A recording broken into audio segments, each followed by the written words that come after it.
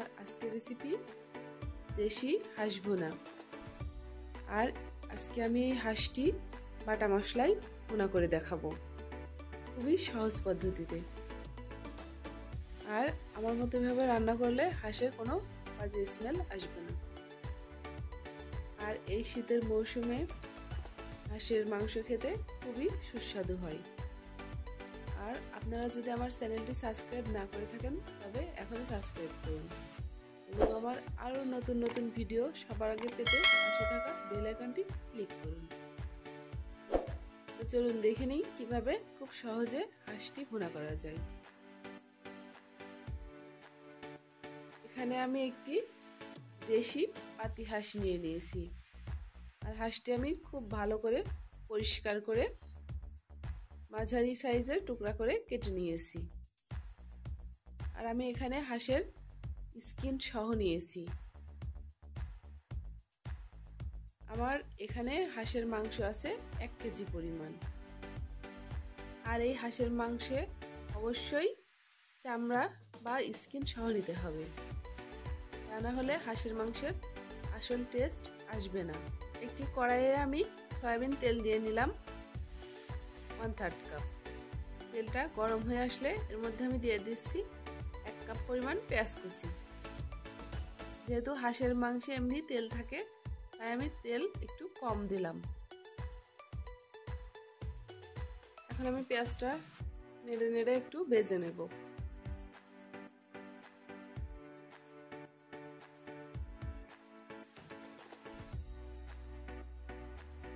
এখন আমি নিয়ে নিয়েছি কিছু গোটা মশলা, 8-10টি ছোট এলাচ, একটি বড় এলাচ, লবঙ্গ 8-10টি, শুকনো মরিচ 2টি, দারচিনি 3 টুকরা, 2-3টি তেজপাতা ও সামান্য কয়েকটি গোলমরিচ।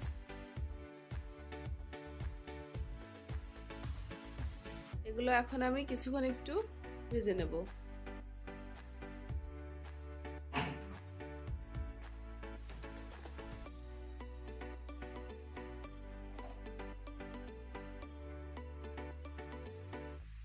আপনারা আমার চ্যানেলটি যদি সাবস্ক্রাইব না করে থাকেন তবে এখনই সাবস্ক্রাইব করুন এবং আমার আরও নতুন নতুন ভিডিও সবার আগে পেতে পাশে থাকা বেল আইকনটি ক্লিক করুন। পেঁয়াজগুলো এরকম বাদামি হয়ে আসলে এখন এর মধ্যে আমি দিয়ে দিচ্ছি আদা বাটা 1 টেবিল চামচ, রসুন বাটা 1 টেবিল চামচ। এখন আমি আদা ও রসুনটা 1 মিনিট একটু ভেজে নেব।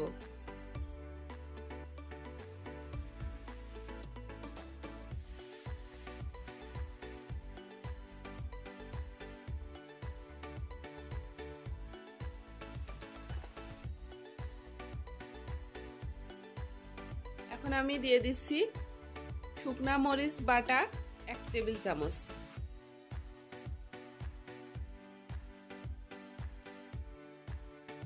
মরিচ বাটাটা তেলের উপর দিয়ে নাড়লে মাংসের কালারটা অনেক সুন্দর আসবে।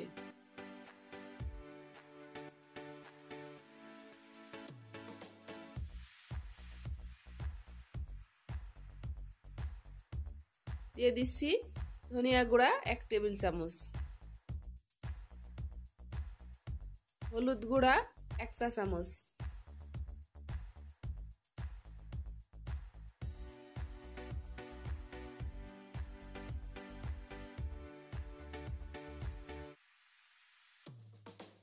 মশলাটা নেড়ে দিতে হবে, তা না হলে নিচ থেকে পড়ে যেতে পারে।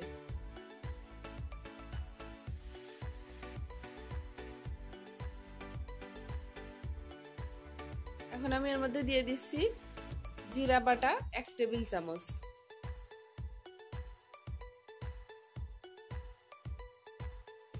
লবণ স্বাদ মতো,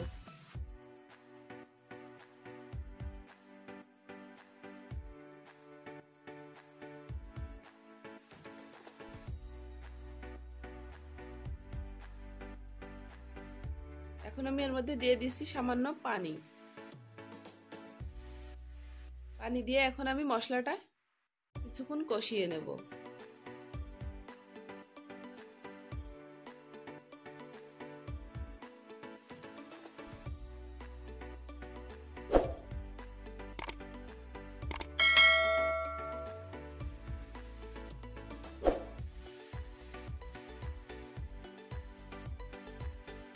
আমার মশলাটা প্রায় কষানো হয়ে এসেছে। মশলার উপরে তেল ভেসে আসলে বুঝতে হবে মশলাটা কষানো হয়ে গেছে। এখন আমি এর মধ্যে দিয়ে দিচ্ছি হাঁসের মাংস। এখানে আমি পুরো হাঁসটি নিয়ে নিয়েছি।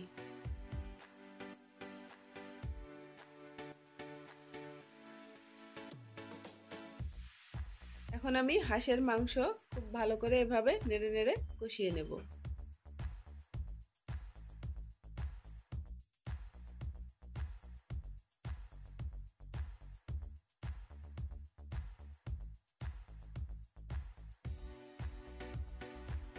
মাংসটা এভাবে আমি কমপক্ষে 10 মিনিট কষিয়ে নেব।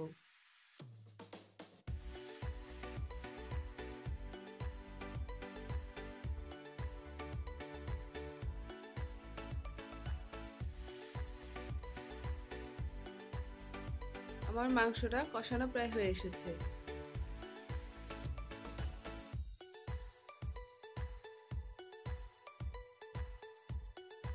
দিয়ে দিলাম গরম মশলার গুঁড়া 1 টেবিল চামচ। আর এই গরম মশলার গুঁড়াটা আমি বাসায় তৈরি করেছি। গরম মশলার গুঁড়া তৈরির লিংক ডেসক্রিপশন বক্সে দেয়া থাকবে, চাইলে দেখে নিতে পারেন।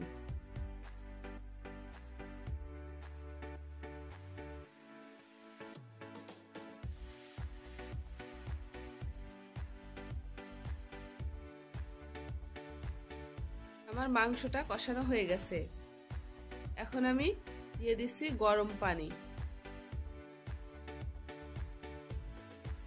সিদ্ধ হতে যতটুকু পানি লাগবে ঠিক ততটুকুই পানি দেব আমি।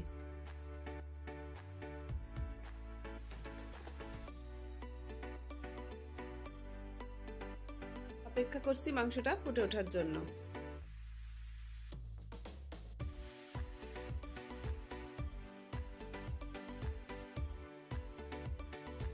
এই পর্যায়ে আমি একটি ঢাকনা দিয়ে ঢেকে রান্না করব 10 থেকে 15 মিনিট। 10 মিনিট পরে ঢাকনা খুলে আমি মাংসটা নেড়ে দেব। এই পর্যায়ে আমি চুলার হিট হাই রেখেছি।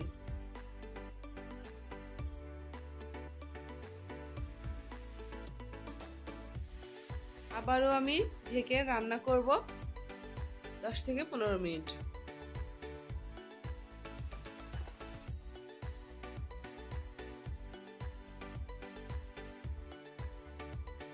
মিনিট পরে আমার মাংসটা রান্না প্রায় হয়ে এসেছে। এখন আমি এর মধ্যে দিয়ে দিছি আস্ত কাঁচামরিচ 7-8টি।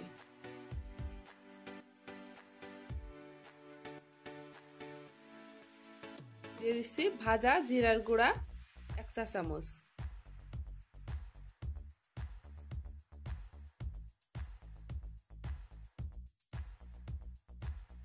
এখন আমি একটু নেড়ে মিশিয়ে দিচ্ছি।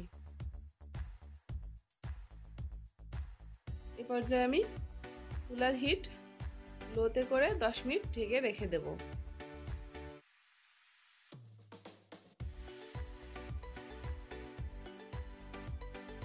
দশ মিনিট পরে দেখুন আমার হাঁসের মাংস রান্না হয়ে গেছে।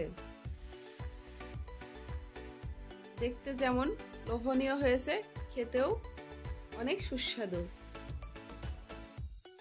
আর আমার রেসিপি ফলো করে এভাবে রান্না করলে হাঁসের মাংস থেকে কোনো ধরনের বাজে গন্ধ আসবে না।